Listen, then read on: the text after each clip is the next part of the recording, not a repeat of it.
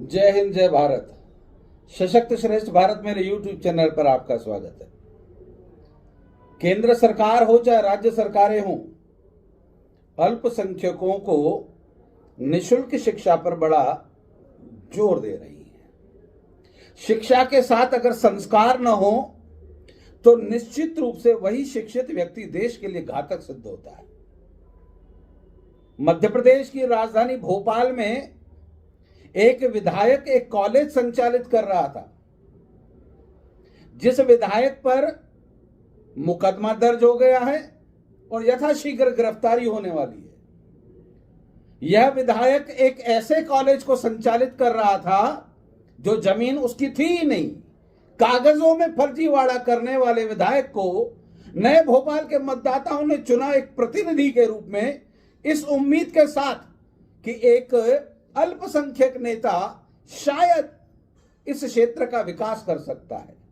उस अल्पसंख्यक का एकमात्र उद्देश्य था नए भोपाल के अंदर लव जिहाद को संरक्षण देना, ड्रग्स के कारोबारियों को संरक्षण देना, नए भोपाल के अंदर लव जिहाद किस प्रकार से बढ़ाया जा सके। परंतु भोपाल के नए भोपाल के वो मतदाता जो आरिफ मसूद को वोट दे रहे थे, उन्हें मालूम नहीं था कि वो अपनी बेटियों के लिए बर्बादी का बीज बो रहे हैं।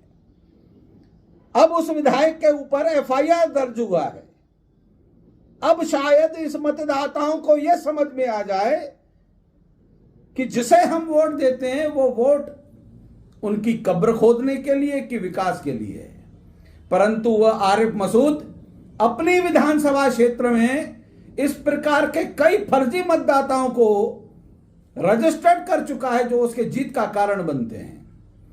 जिस प्रियदर्शनी कॉलेज पे उस पर प्रकरण दर्ज हुआ, वह प्रियदर्शनी कॉलेज के जितने भी छात्र थे उनकी जांच होनी चाहिए। जहां तक मुझे जानकारी है, वह कॉलेज केवल वोटरों के लिए उपयोग किया जाता था। कश्मीर से आए हुए उन,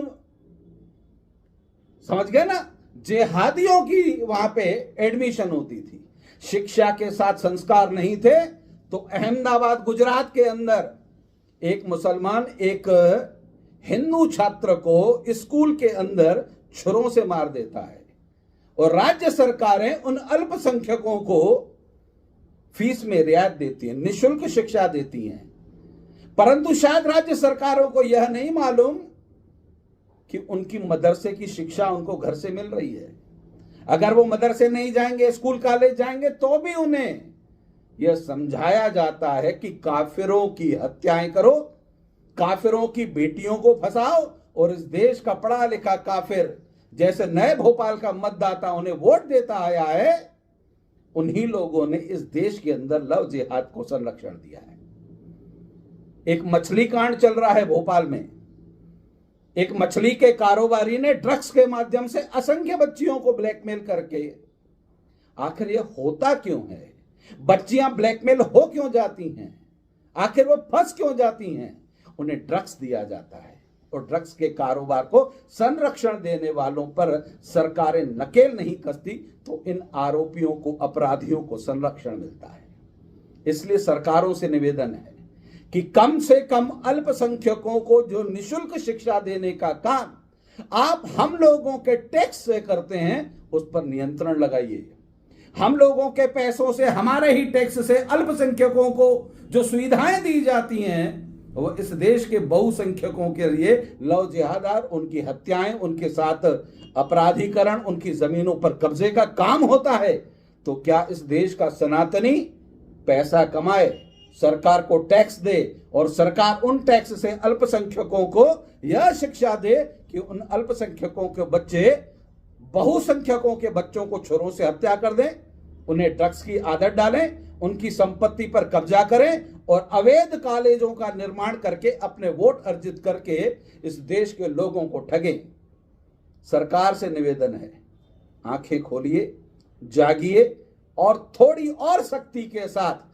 अभी तो केवल मछली मरी है, लेकिन जो मगरमच्छ अब जाल में फंसा है, आरिफ मसूद नाम के इस जिहादी ने नए भोपाल का जो हाल किया है, उस पर भी थोड़ी जानकारी जुटाइए कि कौन कौन से अवैध कारोबार में महोदय का हाथ शामिल है। जय हिंद, जय भारत।